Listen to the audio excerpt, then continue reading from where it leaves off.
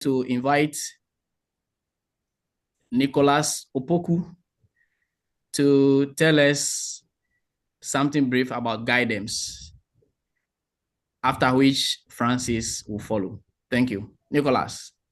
Yeah, hello, Carl. Yeah. Yeah, thank you so much, Carl, and good evening, everyone. I hope you can hear me very well. I was struggling with my headset, but I hope it's working now, and you can hear me clearly. Yes, it's clear. Okay, great. Yes, I can hear you. Sure. So it is really an honor to welcome you all on behalf of Guidance as we celebrate the International Day of Mathematics.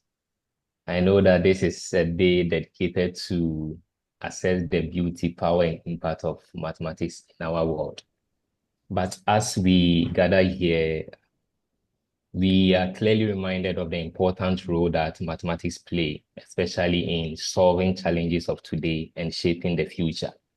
The main reason why I am making this preamble is this is exactly what guidance we are in. And just like Carl perfectly stated, guidance simply means Ghana innovations in development, education, and the mathematical sciences. So our organization stands at the intersection of innovation, education, and especially mathematics.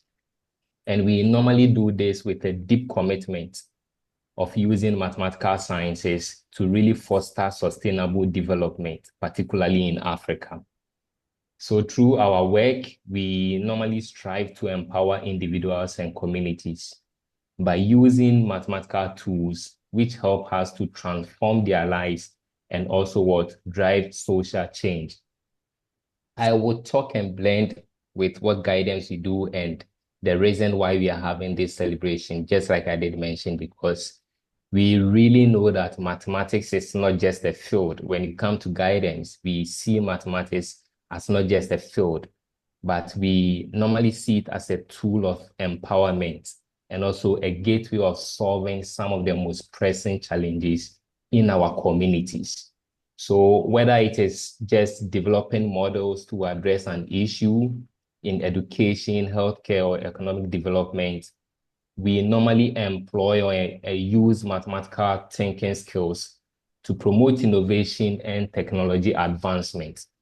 So our focus on mathematical sciences equally help us to equip people with skills to solve real-world challenges. And I would like to just mention a few of the tools guidance have been able to develop. So through our sister company, that's IDEMS, Innovations for Development in the Mathematical Sciences, we've been able to come up with tools like STACK and also the RINSTAT, which is helping shape the beauty of mathematics in our secondary and tertiary education.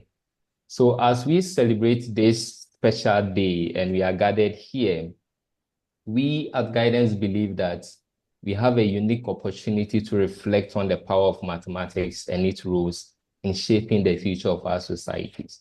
So this event is not just about celebrating mathematical achievements, but it's also about recognizing the potential of mathematics to solve real-world problems. It is about sharing knowledge, collaborating on innovative ideas, advancing our skills in it, and also trying to create partnership. So as we move along, we will share the link for guidance in the chats, and people can just access it and try and also see the unique things we are doing here at Guidance. We have various departments and sections, and time will not permit me to explain all of them. But the most important thing we really do like has to do with our ability to use mathematics to really drive transformation in Ghana and also in Africa. So as we celebrate this special day, I welcome you all and I will ask you to just enjoy yourself as we learn together. Thank you very much. Thank you, Nicholas. Thank you very much for that brief but detailed introduction of guidance. Thank you. To give us something brief about AMI Ghana. Francis, you're welcome. Yeah, thank you, Carl. My Forgive me, my internet is not very great, so I'll just show my video briefly and then I talk without showing. Um, Hi everyone, can you see me? Is it clear? Yeah. Yeah. Hi, and nice to meet you all, and welcome to this webinar. Um, I'd like to not speak further, given that Nicholas has spoken almost about everything that Amy Ghana does as well, because ours is more focused on the education bit of things. Um, Amy Ghana is actually a not-for-profit organization that aims to popularize mathematics within Ghana and Africa. I'd like to highlight one of our major flagship activity or project that we do at least once in a year, which is what we call the Alute Maths Camp. It used to be called the Ghana Maths Camp. And so if you saw in my shirt, I was wearing a Alute Maths Camp shirt. There's actually a week encounter with senior high school high school students from junior high to senior high school students, where we bring them together and then take them through mathematics they will not usually find in their classroom, but can connect to things that they do in the classroom. So it's a bit of extracurricular stuff with technology and which sort of whips their interest in critical thinking and also equip them with problem solving skills. Yes, and we believe that today being the International Day of Mathematics, it would not be good for us not to partake in celebrating Mathematics Day.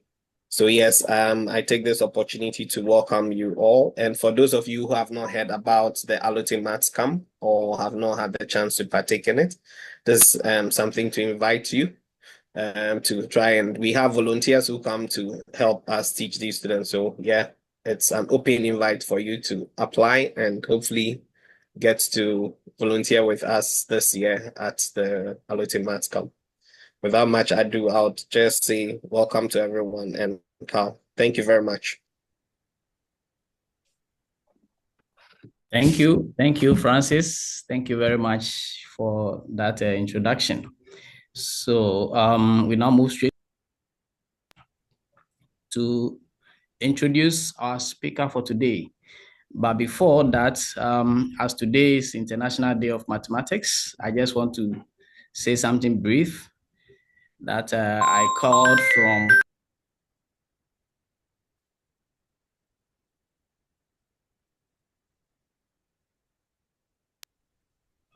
sorry, I had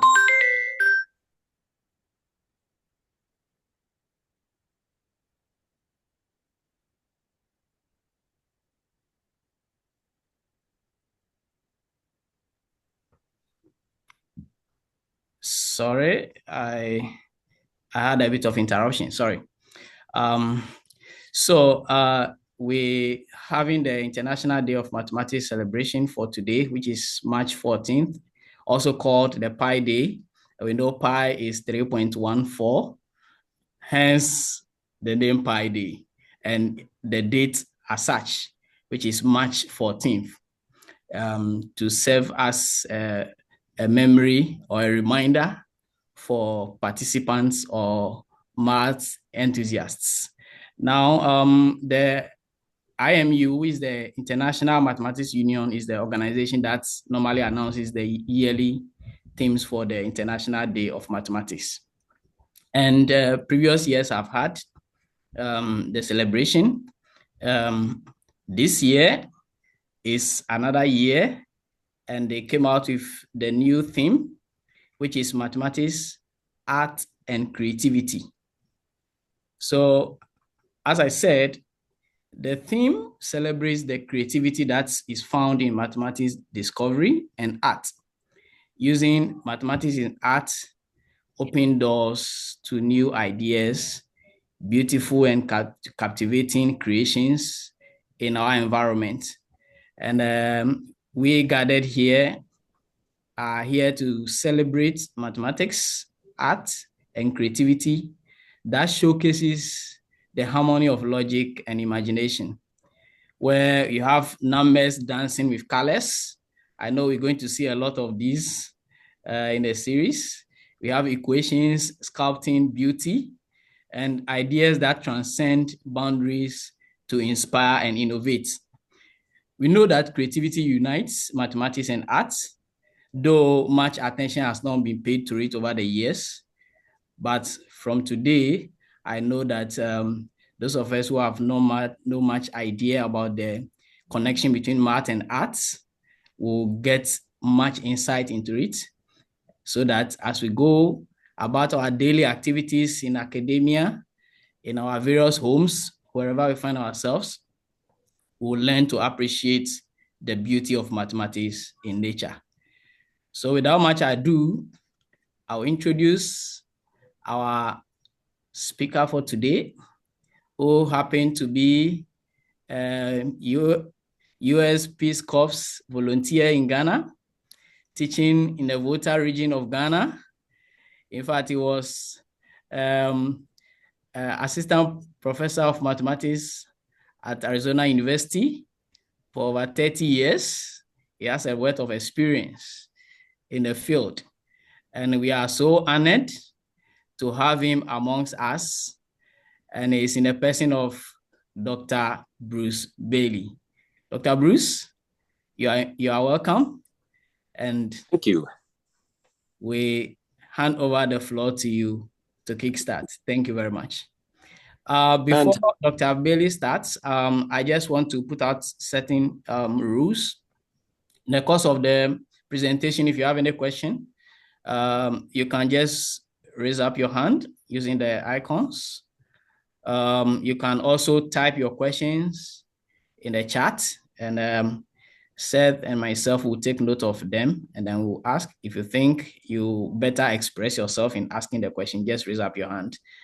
And please keep yourself muted when the presentation is ongoing, so that we don't have any background unwanted interruptions in the presentation, because the session is being recorded. Thank you very much. Dr. Bruce, you can take over. Okay. Well, thank you very much, Carl, for inviting me to speak in this series. I am especially honored to be the first speaker. It's that's a treat.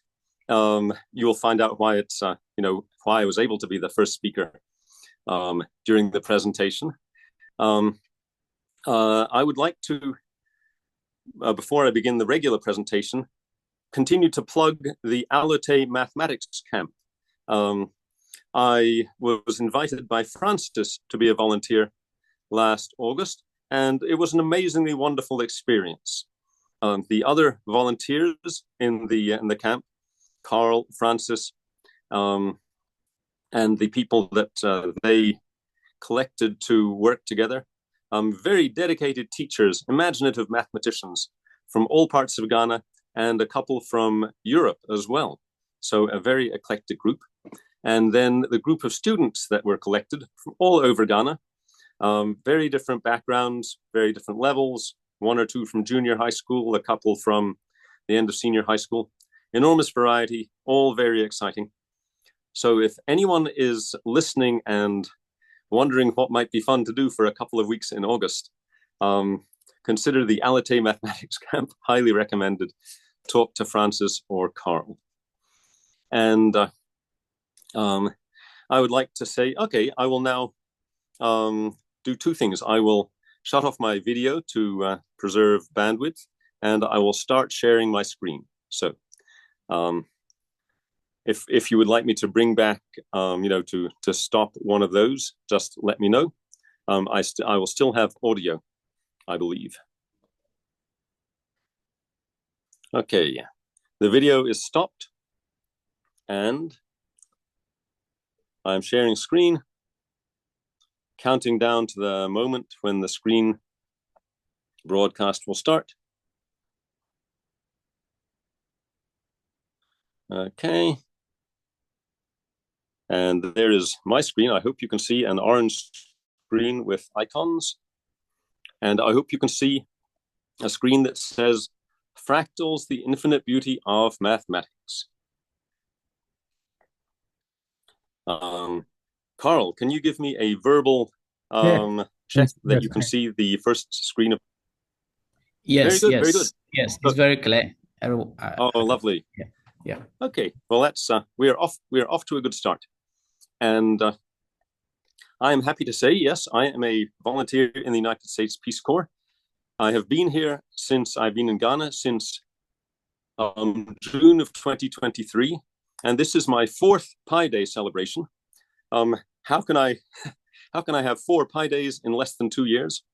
Well, my learners and I, we celebrate on July to the 22nd as well, because in every single textbook and exam in Ghana, pi is always taken to be 22 divided by 7.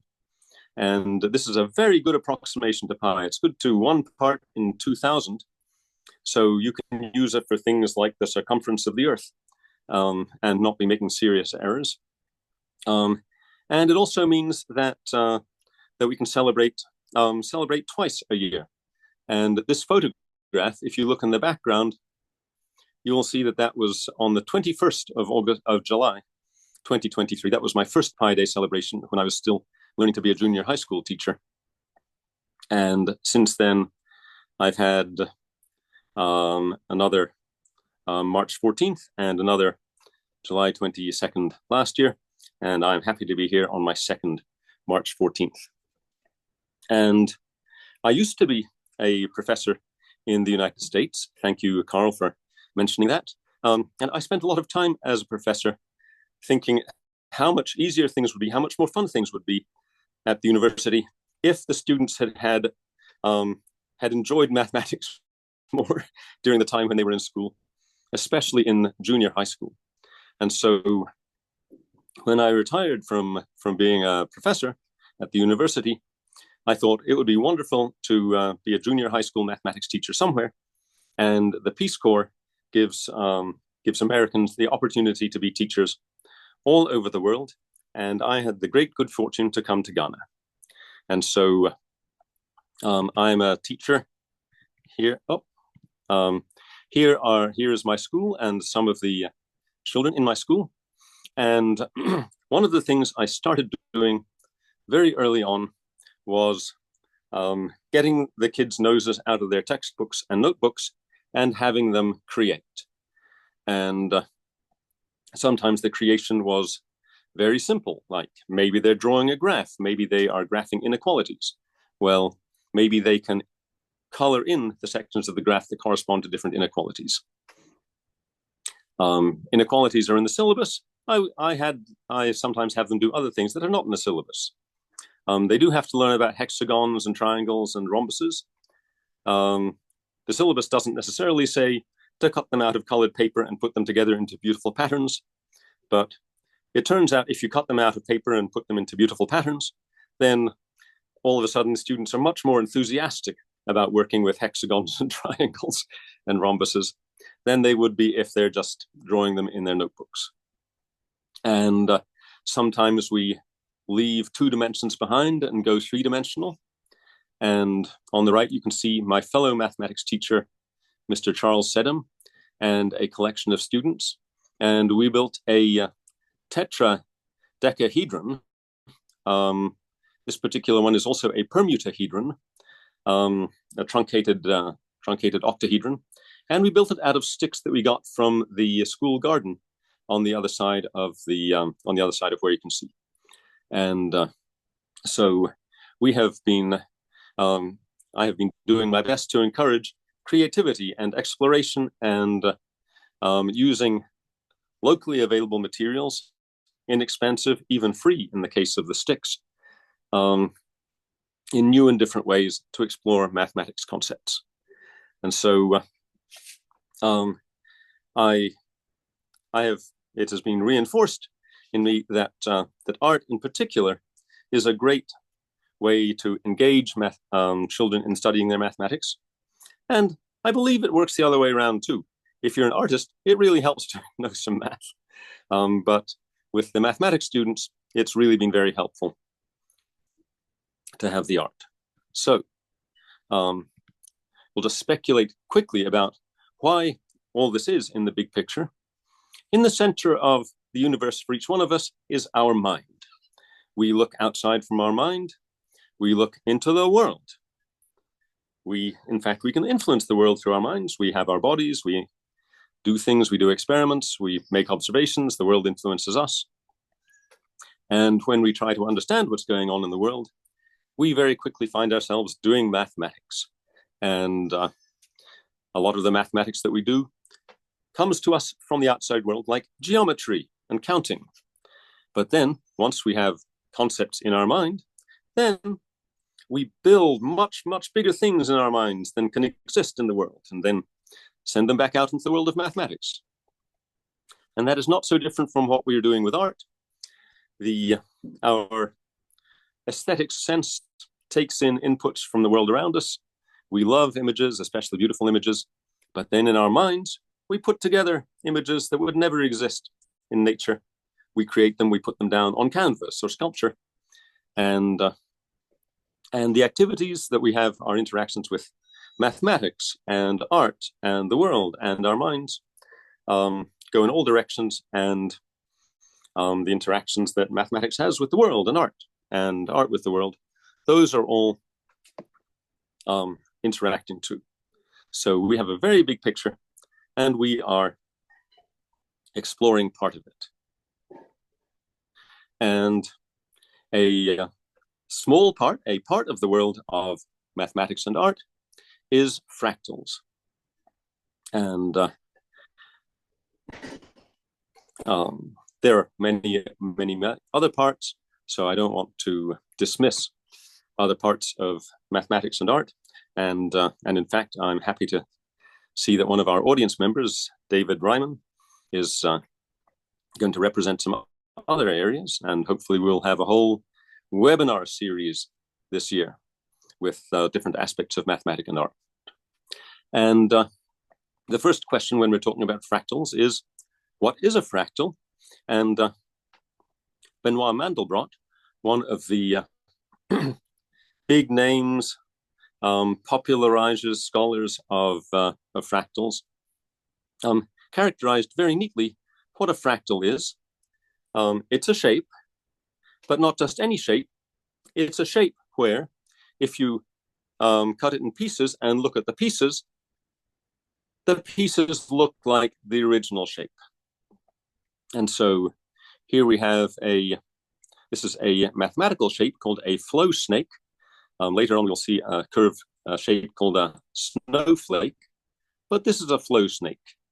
And on the right, you can see a picture where you have seven big hexagonal regions all clustered together in different colors. And if you look closely at each of those colored hexagonal regions, then you notice that you have something that looks like the red on the left. And that's also a hexagonal region. And it also has parts inside that can be broken up into smaller hexagonal regions. And in mathematics, we can make things like this that are very accurately copies. The small pieces are very accurately copies of the big pieces. But Mandelbrot says that if you don't mind being approximate, then you open the door to lots of a much greater range of things which are fractal in character, because if you break them apart into pieces, then the pieces are similar to the original that you started with. We call this self-similarity. Mandelbrot did not invent that term, but it is used a whole lot in the fractal world. And much of this presentation is going to be beautiful pictures with lovely shapes and gorgeous colors. But we are occasionally going to go back into the more austere world of mathematics and diagrams so that we can explain things with a minimal amount of complexity. And I'm going to talk for a little bit about the very first fractal the first fractal that I know of And it certainly was invented and discussed before the word fractal came about. And it's called the Cantor set. It was invented by a mathematician called Georg Cantor. And I'm not sure what was behind his creation of this set, but it made a lot of people think a lot. And like a lot of great ideas, it starts simply. It starts with a line segment. And so does geometry in middle school and junior high school. You start with line segments. And Cantor said, well, let's take that line segment of length 1, maybe between the point 0 and the point 1, and we will cut out part of it. We'll cut out the middle. And so now we don't have all the way from 0 to 1. We have 0 to 1/3, and then we have an empty space, and then we have, it starts up again at 2/3 and continues all the way to the point 1. So it used to have length 1. It had length 1 when it started, but then you take out a piece in the middle, and now it only has length 2/3. And that is the idea. That is the simple idea that underlies the whole of Georg Cantor's Cantor set. And what made Cantor's idea special is that he did it again and again. So if you take each of those line segments that you just created, each of the 2 pieces, say, let's do the same thing again. Let's cut each of those into 3 pieces and take away the middle piece and throw it away. Well, now you have thrown away 1/3 of those, so the whole thing is shorter. Now it's only 4/9 as long as it was before, and it's got 2 more holes. And if you take each one of those pieces and you cut them into 3 parts and you throw away the middle, then you have 8 very small pieces. Each piece is only 1/27th of the original line segment, and even though you have 8 of them, it's the total length is quite a bit smaller than what you started with. It's 8/27. It's less than 1/3, less than 0.3. And Cantor said, let's not stop there. Let's just keep going. We're going to repeat this over and over, infinitely many times, and see if there's anything left. Okay. At this moment, I've been speaking for a few minutes and not heard a peep out of the audience. That's not uncommon when explaining mathematical concepts, but I'd like, if one of you can make a noise and let me know that you're still here, I would be very grateful. Hello, we are here. Yes. Thank you. Yeah. And thank you so much. If anyone has any question, you can ask any question. If you have any question, you can ask, or you can just put it in the chat. Yeah. Fantastic. Yeah, let me look. I will look quickly in the chat to see if anybody has a question. Oh wait, I can't look because I'm looking at my screen. Never mind. No question yet. Good. Okay, so I have of course the answers up here, but if you imagine that I haven't shown the answers, the question is there anything left at all? If you keep chopping up segments and throwing away the middle, and the total gets smaller and smaller, will you have anything left at all? And the amazing answer is, well, first of all, yes, there are some points left. The point 1/4 stays there forever. The point 3/4 stays there forever. So there are some points that stay there, and there's infinitely many other points. So you throw away infinitely many points, but you keep infinitely many points as well. So, of course, because you always throw away so much, because you're always throwing away 1/3, you end up with the points that are left have 0 length. But on the other hand, it's not 0 length like a point, because a point is 0-dimensional. The Cantor set is a set of 0 length that has a dimension that is non-zero. And this is a very peculiar concept. How can you have something that is zero, that has zero content, is zero in size, but actually has non-zero dimension? And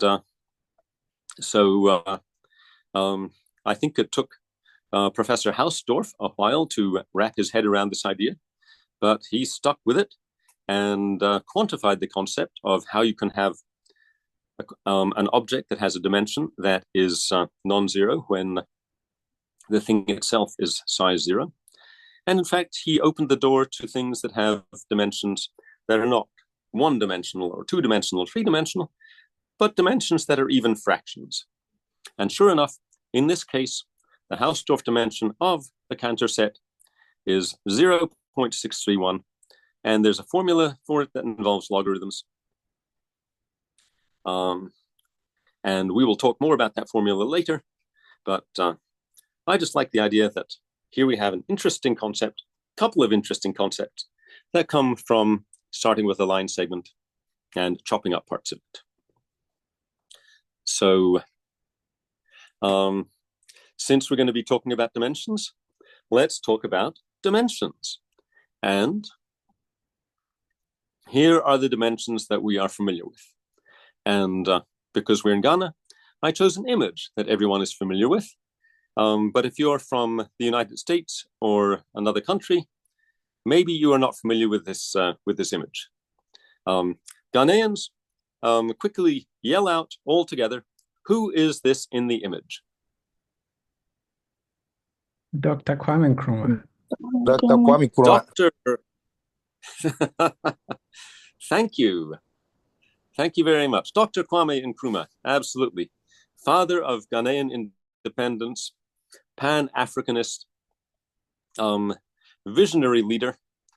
And you can see on the statue on the right, he is looking especially visionary. He's looking thoughtful on the left, and he's looking determined in the middle. But the thing that I'm using these images to illustrate is that they are in different styles.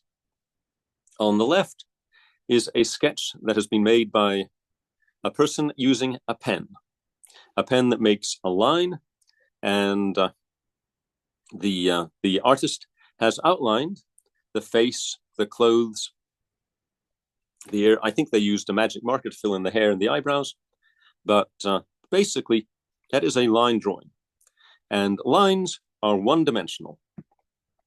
If you take a pen that has ink in it and you make a line that is twice as long as another line, then the line that is twice as long needs to use twice as much ink. And if you put those numbers into the logarithm formula, then in the denominator is the logarithm of how much bigger you make the line, and in the numerator is the logarithm of how much more ink you have to use. And you divide those two logarithms, you get 1, and that is the dimension of the line. So lines are one-dimensional. In the middle is a sketch, but it is a sketch with regions, and the regions are colored in with different levels of pastel, with different levels of coloration.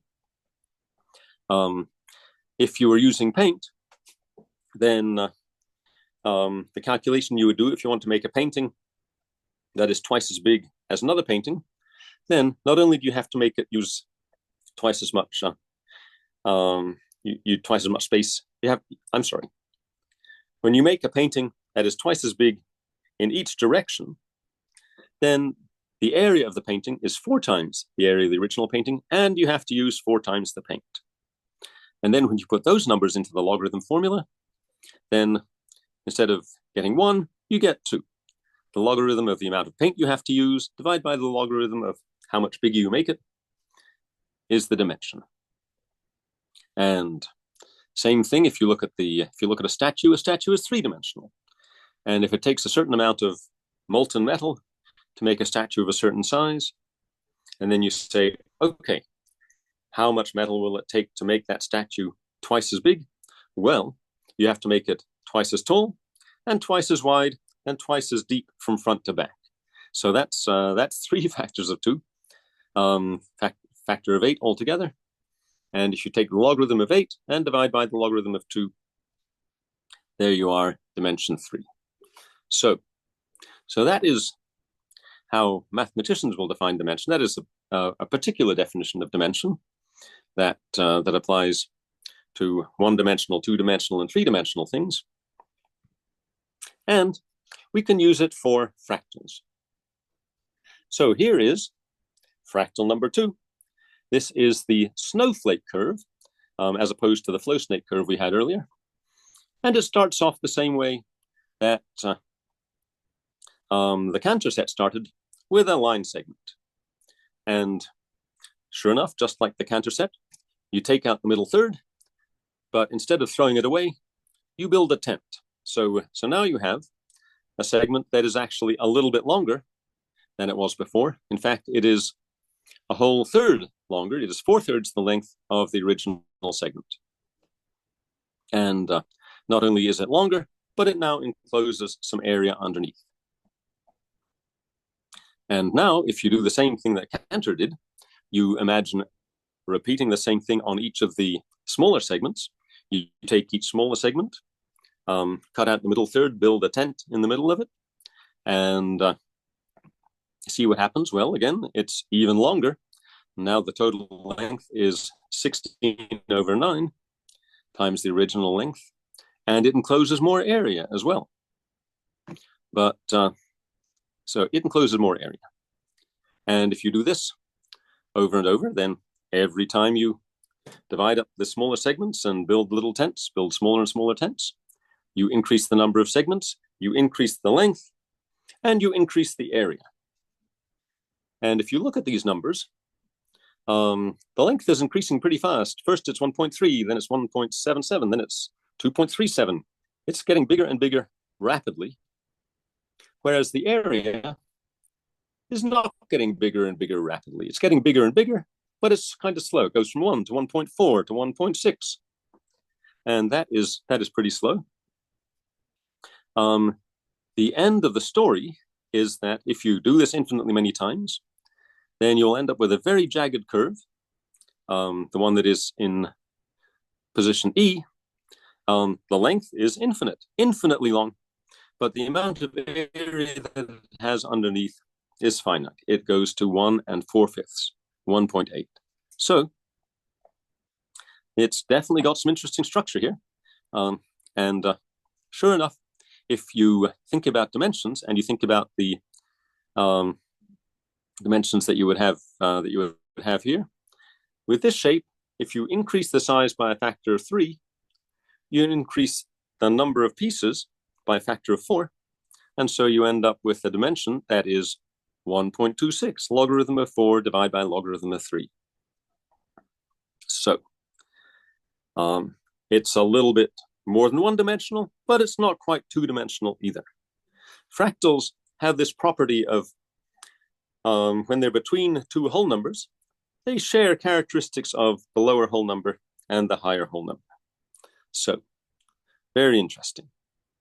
We can continue exploring these possibilities, and sure, why not increase the dimensions? If we start with a triangle in 2 dimensions and do the same kind of thing that Cantor did, we take out the middle piece, divide it in pieces, take out the middle piece, take the remaining triangles, take out the middle pieces of them, take the remaining triangles, take out the middle pieces of them. We get a beautiful shape. This is it's called a Sierpinski triangle after a Polish mathematician called Sierpinski. But this shape, this logo, this sort of image has been around in various forms and various cultures for a lot longer, for centuries. So there's a question. Yes, please. Rebecca from the chat, she's asking if you can reverse the process to get to the original where you started from. Oh, that's a good question. Yes, can we fill in the pieces? And if you didn't already, yeah, can we fill in the pieces and get back to a triangle, get back to a solid triangle? Rebecca, that is a question I've never thought about. And to give you a really good answer, I would have to think about it for quite some time. But I'll tell you right now that one thing it would depend on is, do you know if you came upon a triangle like this, if you knew how it had been created, if you knew the rules that had created it, maybe you would be able to run those rules backwards, sort of like using a time machine to travel backwards in time. If you knew that, you might have a better chance of being able to reverse the process than if you saw this and didn't know where it came from. So I'm sorry, that's a short answer saying maybe I don't know, but I'm also here to say that that's an excellent question, and maybe it can keep some, if you think about it for a long time, let me know what you come up with. Okay, so if that's so this is a very nice way to extend the concept of making fractals, and there's no reason why we have to stop here.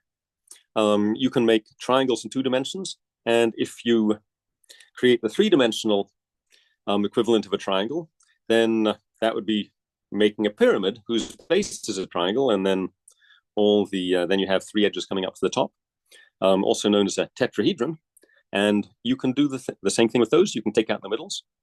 And here is a picture of an actual member of the audience tonight. David, are you still here? Can you give us a hello? Okay, David may or may not be still here, but that is in fact David Ryman. He's a mathematical artist. He is currently working at the National Museum of Mathematics in New York City. David has responded. He said hello in the chat. Oh, yeah. I am here. I was looking for the unmute button. So. Oh, okay. Oh, very nice, very nice. David, it's nice to hear from you. I'm very happy that you're here. David had no idea that I was going to show this photograph. I did not. And by the time I knew David was going to be in this presentation, it was too late to ask his permission. So I will now ask for your forgiveness instead. I hope you don't mind. I'm delighted to be in the picture. That's right. You are. That's right. You and the Sierpinski tetrahedron are beautiful aspects of the picture. Some of you may notice that in the background is a building that belongs or used to belong to the gentleman who is the current president of the United States. I don't know much about this building, but I do know that the president currently owns many buildings. So if you have to go back to a time when there was only one building, that would explain why this is the Trump building. But the building isn't the interesting thing. The interesting thing is the Sierpinski tetrahedron, and it is a 3-dimensional structure. But if you ask yourself, well, how much bigger does it get? How many more copies of the structure copies? And the Hausdorff dimension is 2.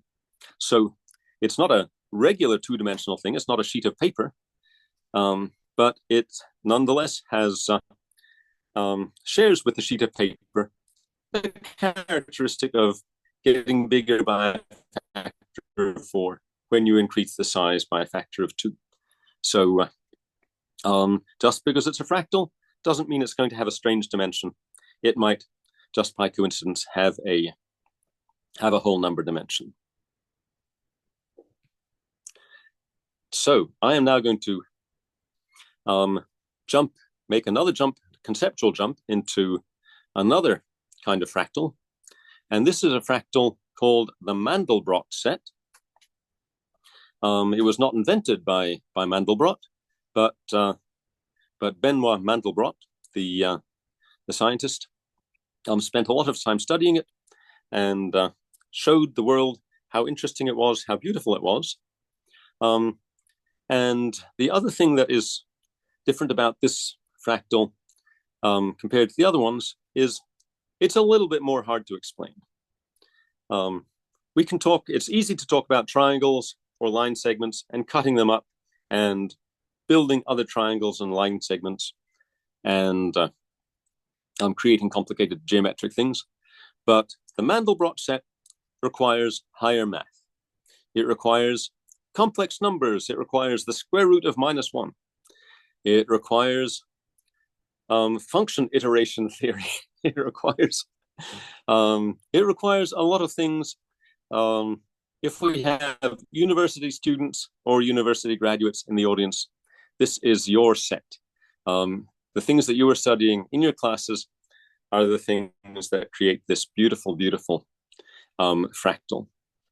And it also has Hausdorff dimension 2. But the reason it has Hausdorff dimension 2 is that in addition to all the beautiful things happening around the edge, it has large circular regions inside that really are two-dimensional. And so those big regions, the big dark regions, give it dimension 2. So Mandelbrot is famous partly because he brought much more complicated mathematics. He brought computers into the world of studying fractals. And he also brought the perception, the realization that fractals are all around us. All the fractals that we showed before were geometric. They were mathematical curiosities. They were pretty pictures, but they did not come from the real world. But Mandelbrot, the mathematician, the scientist, he recognized that the structures that he was seeing in his computations showed up in biology and physics and earth science and many places. And when he took photographs and published them in a book, he became famous. And in fact, not only did Mandelbrot become famous, but the word fractal became famous. Before Mandelbrot, these sets were not called fractals. They were called sets of non-integer dimension, and were only studied by specialists. After Mandelbrot, he opened the door to many, many other people, scientists, artists, working with fractals. And we had a word to talk about fractals. Fractal. Okay. So I know we've had a break or two. I'm about to leave the world of mathematics and enter the real world. This might be a moment for any questions if anyone has a mathematics question.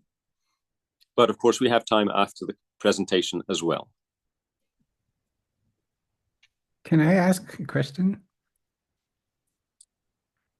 Please.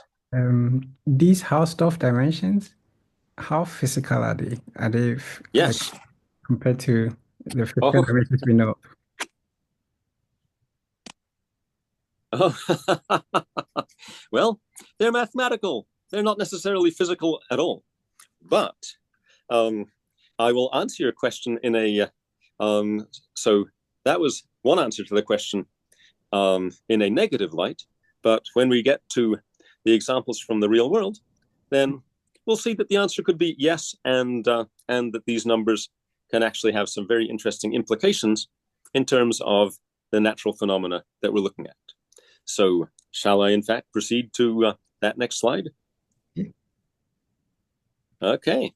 So once Mandelbrot began pointing out that anytime you have a structure where there are big parts and little parts, and the little parts look like the big parts but made smaller, and those little parts have even smaller parts which have similarities to the original parts. Once you realize that that those things can be described mathematically, and that there are quantities like Hausdorff dimension that can be used to talk about their dimensions, then you begin seeing them everywhere. You know, humans, we have been looking at trees and water and lightning and mountains for thousands of years.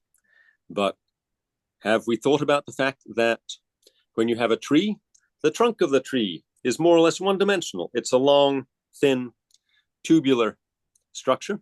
And then when it branches, the branches are also long, thin, tubular structures. But the branches become smaller branches. They branch more, they branch out. They take up more and more space.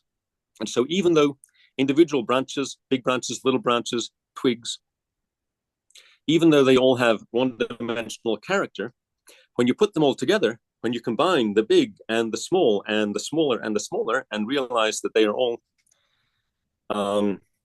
branching off from each other in similar ways, then you realize that you can end up with a structure that is not just one-dimensional. You can end up with a structure that is trying to be three-dimensional. And again, when you get to the end of the twigs on a tree, you get to the leaves. Well, the leaves are not three-dimensional either. The leaves are two-dimensional. So nothing about the tree itself is three-dimensional, but when you put the whole ensemble together with the big branches and the little branches and the trunk and the twigs and the leaves, then you have a structure which is capable of interacting as a three-dimensional entity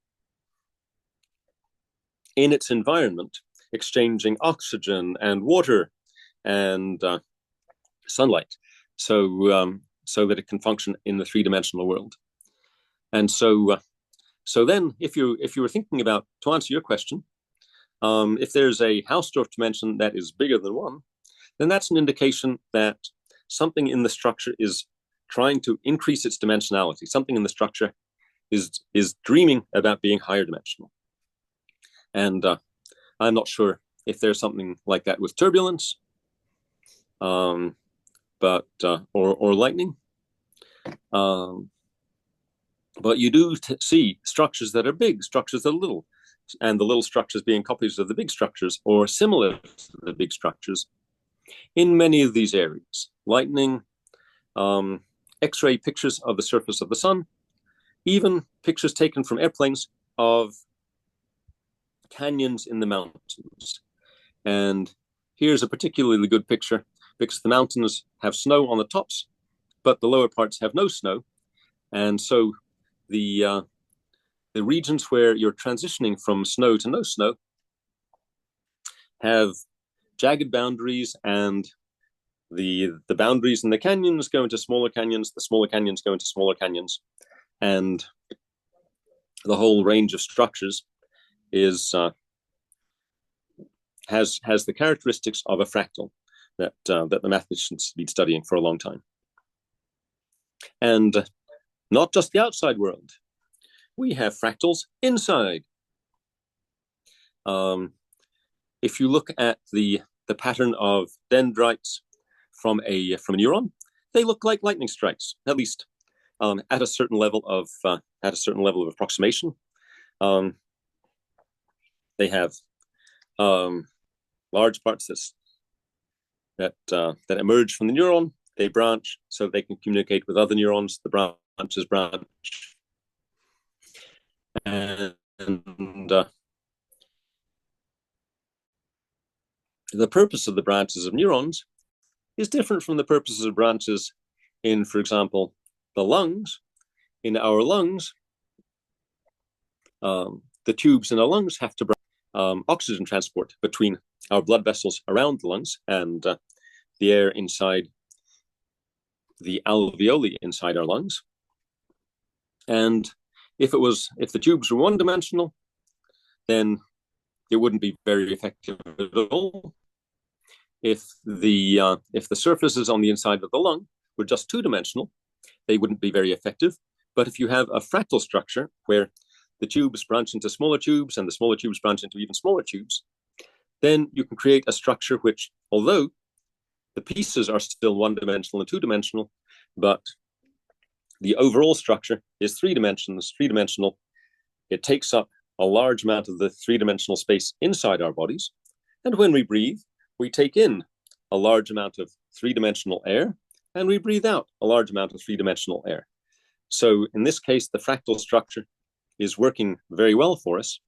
And if it has a fractal dimension that is greater than 1 or greater than 2, then that is an indication that it is doing its best to be three-dimensional to be an effective organ.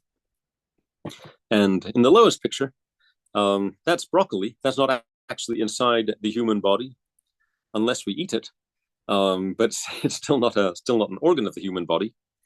But because it's a vegetable that grows, at least it grows in parts of Europe and North America, then you can go to the market and buy it, and you can study its fractal structure. And if you get a magnifying glass and look at the inside, you'll find that the inside, when you look at it on a smaller scale, it still looks the same as on the scale we're looking at right now. So fractals are outside, fractals are inside, and we build fractals ourselves. And these are, okay, or at least the idea is fractal. Anybody that's ever built anything, you know that if you want to build something strong, you build it out of triangles. Squares are not strong. Squares fall over, but triangles are strong. Triangles stay up. And if you want to make a very big structure, you have to use very big triangles. But sometimes the triangles, if the triangles are too big, they're not strong either. So how do you make a big triangle stronger? You put small triangles inside. And sometimes you have to repeat the process so that the big triangles have medium-sized triangles, the small medium-sized triangles have small triangles, and literally the sky is the limit. I tried to take pictures of the entirety of these towers, and I could not, because the fractals are working, the triangles are working, the structures are very tall, and because of the triangular structures, because of the fractal structures, you are using a very small quantity of actual material to make the structure. And again, the question was, what do the dimensions mean? What does a Hausdorff dimension mean in this context? Well, it means that even though line segments are one-dimensional, triangles are two-dimensional, by combining the triangles in a fractal structure like this, the overall structure does not become two-dimensional. It stays mostly one-dimensional. And in this case, that means it's a very efficient building structure. And not only do we have big structures. Oh, yeah, question. Yes. Okay, so a quick one. You have about 15 minutes okay, to finish. And fantastic. My question is, talking about dimensions, having fractional dimensions, and the examples that you have given, how does the knowledge in fractal influence the design of physical objects in our environment or in our homes? Oh, okay. And then my second yeah. question is, if you can give a clear distinction between fractals and the geometric shapes that we see in our environment, or what we used to teach the students in the classroom, like the circles, the triangles. What is the clear distinction you can give to differentiate between a fractal and these geometric shapes?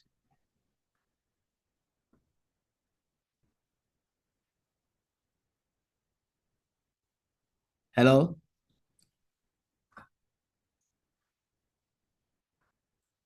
Hello, am I on? Yes, we can hear you.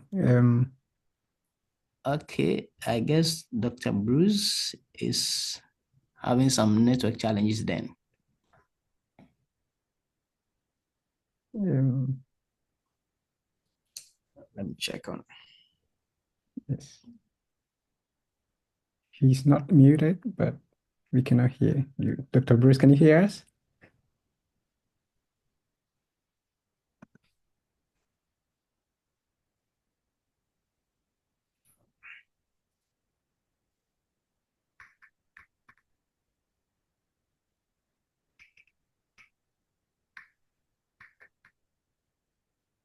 Hello? Okay, let's give it Perhaps send him a message in the chat. Yeah, right. I'm doing that.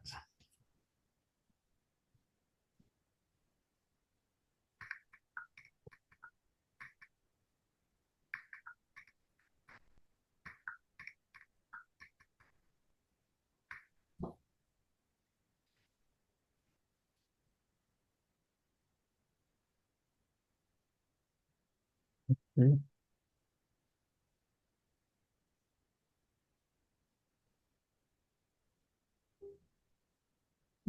So yeah, if anyone in the audience can answer Carl's question while we wait for Bruce, please go ahead. Any of Dr. Bruce's friends from other universities here? Sure. Okay. So Dr. Bruce will leave and rejoin. I just communicated with him. Yeah, he's having some network challenges. Yeah. Okay.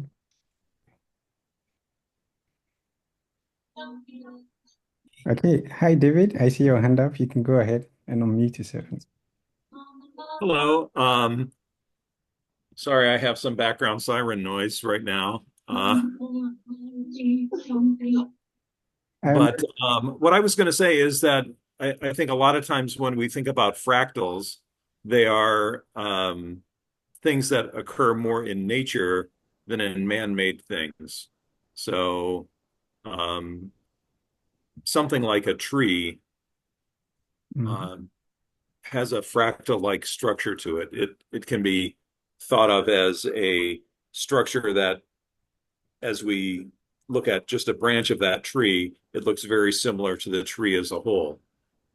And I think perhaps maybe a large building might on the outside look like a cube or a box, but each floor of that building might look like a box, and then each room in that building might look like a box. So there's a kind of a fractal-like structure there. I see. Interesting. Okay. Okay. Thank you, David. That was fantastic. Can you hear me now? Yes. Yeah, welcome back. Oh, fantastic. It's nice to be back. Yeah. You can try to share a screen again.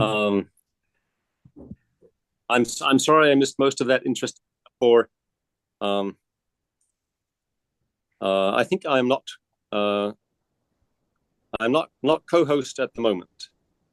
Okay. It says only hosts can share in this meeting. You can try again now. Please. Okay. Okay, here we go. Share screen. Start broadcast.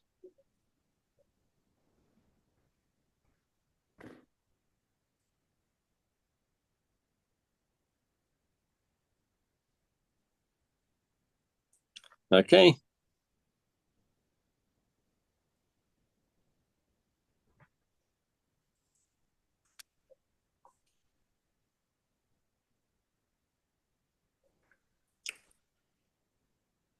Good. So how are we doing? Okay. Is this presentation back? Yes, we can see it. Yes, it's back. Yeah. Lovely. Okay. So fractals are also in technology in our cell phones, structures for antennas. But really, here we are. The whole presentation is supposed to be about art. And we've been talking about fractals in mathematics. We've been talking about fractals in nature, fractals in technology. But art is a whole different world. And one of the people that comes to mind when we think about fractals in art is M.C. Escher. And not necessarily that fractals are in all of his art. In fact, most of his art does not involve fractals. Tessellations are beautiful aspects of, beautiful examples of Escher's work, like the one on the left. But on the right, here's a picture where I'm not sure if it fits everybody's definition of a fractal, but definitely involves structures that are repeated on smaller and smaller scales. The lizards are repeated, the structures are repeated, the squares are repeated. That is definitely the structure that would fit Benoit Mandelbrot's definition of fractal. And when you have computers at your disposal, then you can make all kinds of amazing art. When I looked on the internet for examples of computer-generated fractal art, there are millions and millions. And all you need is a program that will take an image and make the image bigger or smaller and replicate the image. And you have a computer program that can create fractals. And so here, the images, the things that repeat are spirals, and you can see them at the big scale. And then if you look inside the big spirals, you can see smaller spirals. That is a particularly beautiful but not unique element of type of fractal art. I began to get interested in fractals from a more traditional artist friend, Vitas Sakalas. I'm not sure if he's here, but if you're here, you're welcome, and thank you for introducing me to fractals in the world of art. Vitas has been active in this area since the 1970s. He was painting fractals before computers were generating fractals, and he lives in southern Arizona in the desert, and some of his imagery comes from the plants, like the cactus or the desert toads, which are replicated in different ways on the right. And you can see that when an artist comes to fractals, they put much more into their artwork than just the fractals, just the structures. Vitas is using desert imagery. He's using curved shapes. He's using hexagonal shapes. But if you look at the big, bright beige desert toad in the middle, and then look around in the rest of the picture, you can see more and more of the same structures replicated. So, artists working in computers, artists working in painting and regular media, all fascinated by fractals. And it's not just recent times, but here we are in Africa, and in traditional African designs, there have been the ideas of fractal geometry for as long as there have been traditional designs.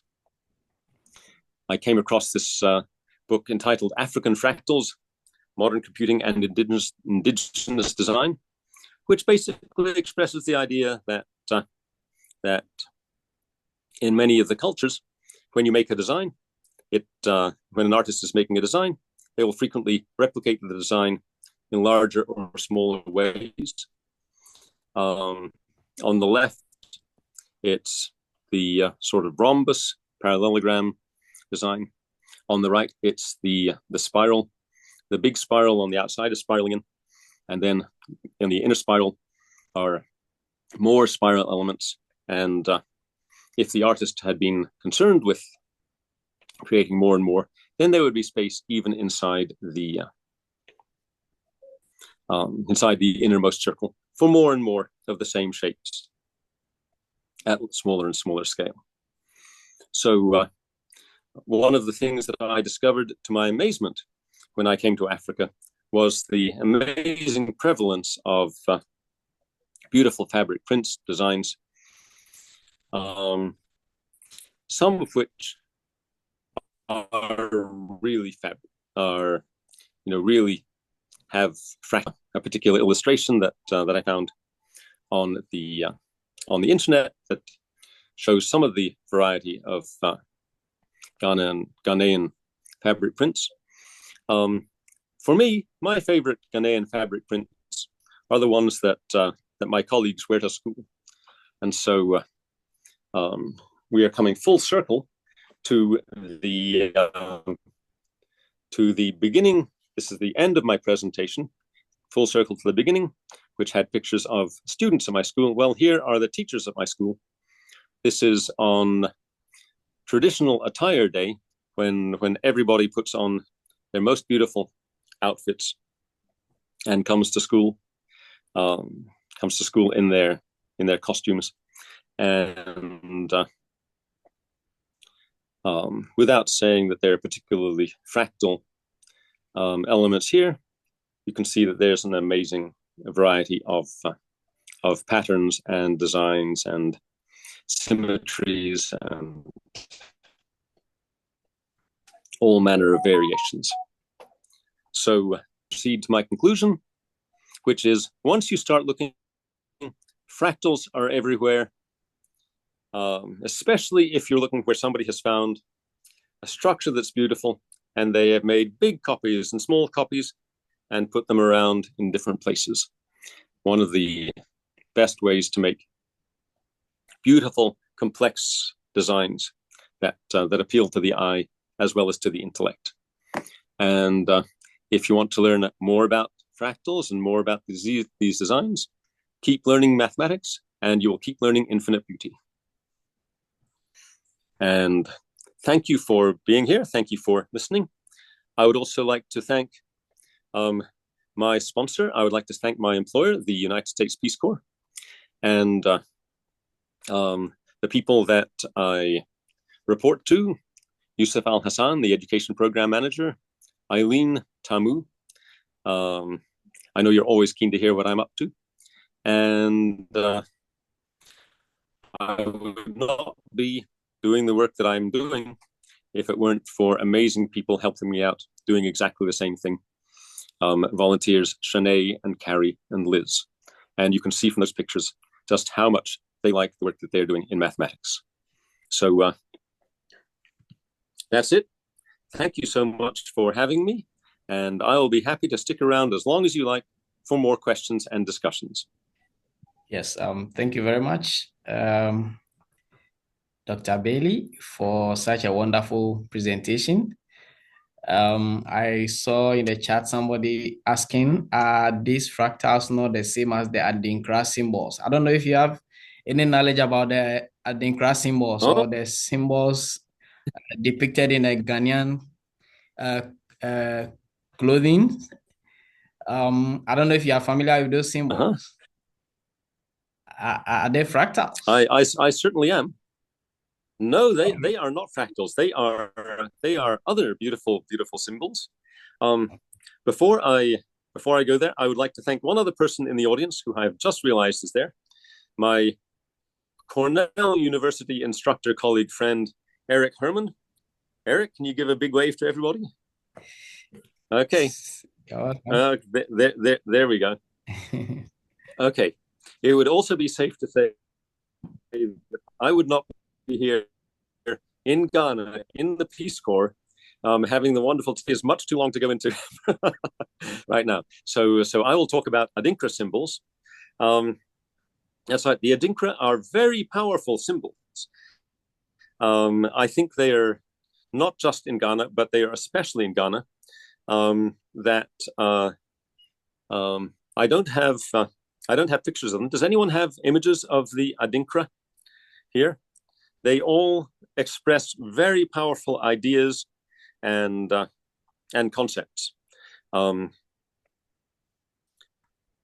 they're essential images in the center of Ghanaian culture, and because they are each is its own image. It's a single image. It is not a combination of large parts and small parts, and the small parts being copies of the larger parts, and then even smaller parts being even smaller copies. That is what a fractal is. So because the Adinkras are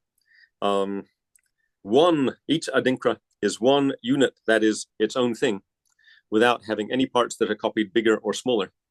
That is why they are not fractals, but they are amazing images, and if we are lucky, Carl and Seth, maybe we will have a speaker who will talk about the Adinkra and their significance, and I think that would be the subject for an entire wonderful presentation. Yes, of course. Thank you very much. I believe we'll have a speaker who will talk about this into details. Okay. One interesting thing is this whole topic is about arts. Unfortunately, artists, let me come down to maybe at the junior high school level or the senior high school level, they don't tend to appreciate the mathematics in the art. And maybe they are not seeing, they are not seeing what is ahead or what you can use the mathematics to do. So they don't appreciate the math enough.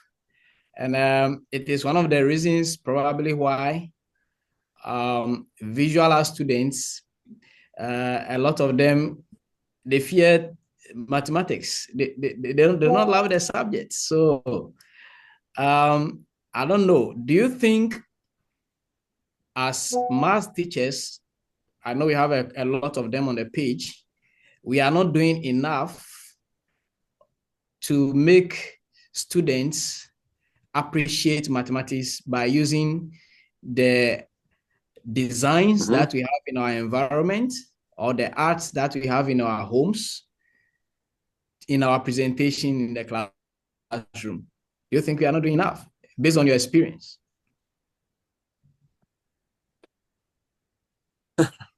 Okay, I think there is enormous scope is when you are a teacher. I know all of us as teachers, we're working very hard, and suggesting that anybody do even more work than we are doing already, I am very hesitant to suggest this. However, I have found that that by coming up with artistic style projects for my learners, for the making the structures out of sticks, or the shapes of the hexagons, it is more work for me to include. Wait, are you still there? Yes. Yeah. Okay. But I have found that it makes it easier to be a teacher. I find it makes it easier to be a teacher to to mix extra activities that the children are interested in, like often artistic activities, because when the children become interested in doing things in the classroom, then the job of being a teacher becomes easier, and it is easier if a child is listening. Then I only have to tell them something one time. If the child is not listening, I'll have to tell them 2 times or 3 times because they missed it the first time. And so there is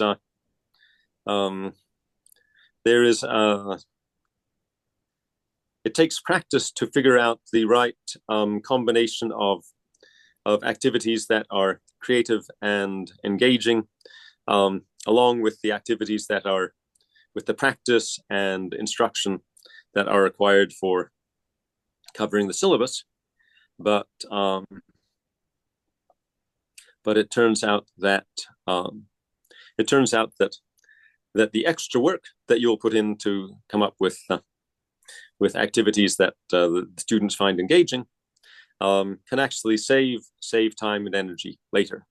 So the calculation is a little bit more complicated. Okay, thank you. There was a question earlier on.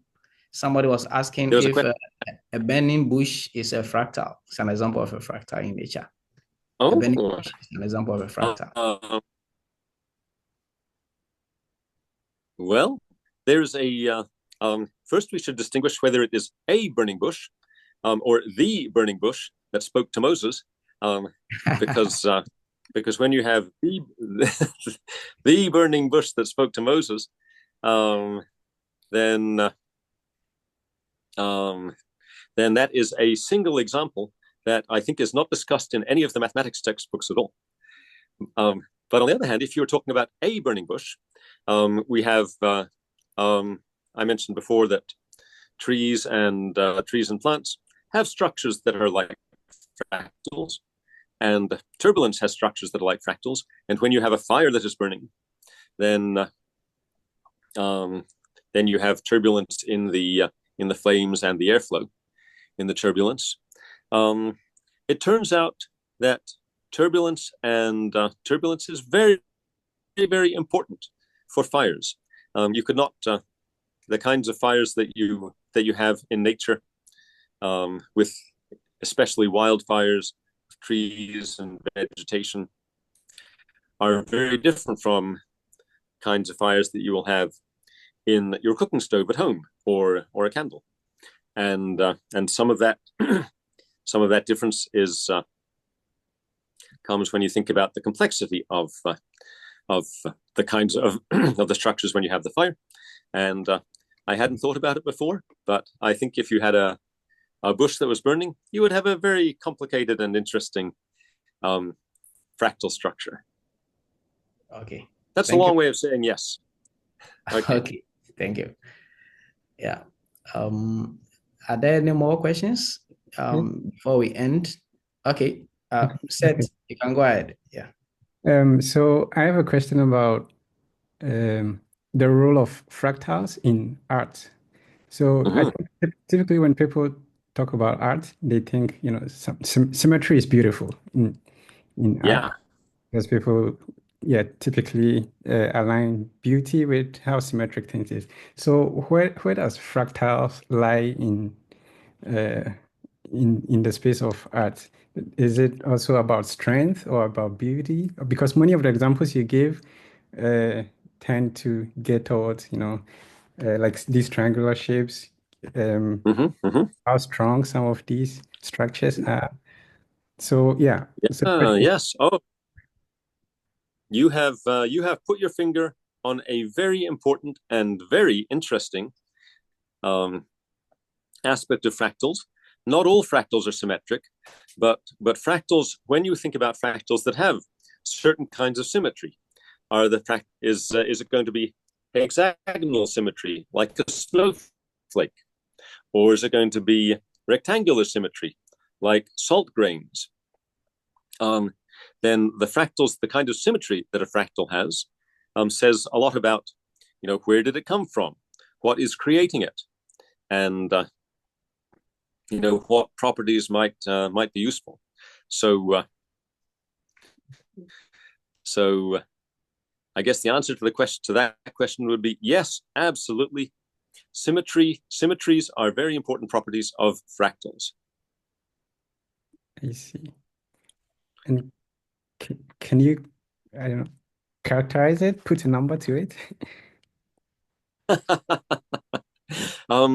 Well, symmetries are important, but symmetries are also different from the thing that makes an object symmetric is very different from what makes it a fractal. So if you think about a snowflake, snowflakes have never been seen in Ghana, but if you make ice crystals in the refrigerator and then look at them under a microscope or magnifying glass, then they form hexagon structures. The way the water molecules fit together, they fit together very beautiful with the 60 degrees and the 120 degrees. And so lots of snowflakes have hexagons in them. But that doesn't, but also another place where you have hexagons is if you keep bees, then where the bees live, they live in hexagons. Now the hexagons in a beehive and the hexagons in a snowflake, they're both hexagons. But when you're in a beehive, that's not a fractal. You only have the hexagons that the bees live in. They are exactly the same size as the bees, and you will not have bigger hexagons or smaller hexagons. A beehive is not a fractal. But a snowflake is a fractal, because when crystals branch off in different directions from the snowflake, then they can branch off again, and they can branch off again. And whether it's a big branch at 60 degrees, and so the symmetry, you can have the same symmetry in a situation which is a fractal or not a fractal. Okay. Thank you, Doc. So the last one, I saw a question about that, which I want you to answer within 30 seconds. Somebody is asking, is a spider web a fractal? Okay. Is a spider web a fractal? Yes. I think you'll have to ask the spider. But there are big spider webs, there are small spider webs, but usually one spider will make a web that is one size, that is convenient for the spider to crawl around and catch its prey. So most spider webs are not fractals because the purpose that they serve, the reason why the spider makes them, is not conducive to having a fractal structure. Okay. A short answer. Yeah. Yes. Yeah. Thank you very much, Dr. Bailey, for a wonderful presentation. And we also thank David and others who came to support. And we are hoping to get in touch with David later on for more of these. And I believe that he'll make time for us despite his busy schedules in the rest of the year to give us more on this. We just began the celebration of the International Day of Mathematics, and it's a yearly celebration. It's not just for a day, just because it is today being the specific date doesn't mean it ends today. But then we're going to have subsequent webinars, which will be having different speakers, and we are working on that, and we'll update you all whenever we are done. And we also like to mention that I think somebody put something in the chat. Dina Mohammed Gingaru, okay, posted something on the chat on fractals. Some summary there, so maybe we can look at it and then explore more around this topic. And we appreciate that a lot, Dina. Thank you very much. Thank you, sir. Yeah. And I just also want to say that there has been a link posted, a Google form posted in the chat. Please, participants, will be very grateful if you can fill the form. We want to have your feedback so that in subsequent webinars, we improve it, and then we make it more interactive and more engaging. Thank you very much. Dr. Bruce, do you have your final words? Well, I was going to say thank you again. And I know it's not a fractal, but I love to show off my beautiful Ghanaian clothes. And I will be telling everybody, David, we will tell people that that coming to Ghana is a wonderful thing. And I see Diane is still there. Diane, I'm so glad you were the first and you are the last to stick around. So nice to see that you made it. I enjoyed the discussion and information. Well, it is just about my bedtime. Okay. Good night. Nice to see you. Thank you. Yeah, thank you for joining, everyone. Thank you. Thank you, everyone. Good night, and thank you, participants. Next time. Yeah. Thank you. Bye. Good night. Bye. Yeah. Bye, everyone.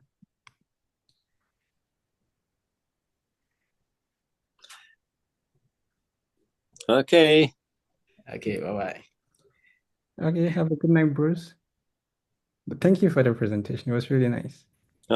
I enjoyed it a lot. Harold, don't worry. Yeah, Harold, we are hoping to have something on the golden ratio as it relates to fractals, hopefully. So keep following us. For your next installment of Fractals, Bruce.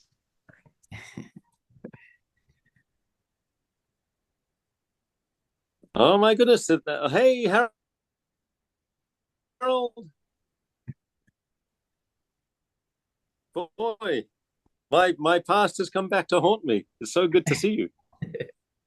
Carl wants to kick us out of here. Okay. Okay, it is time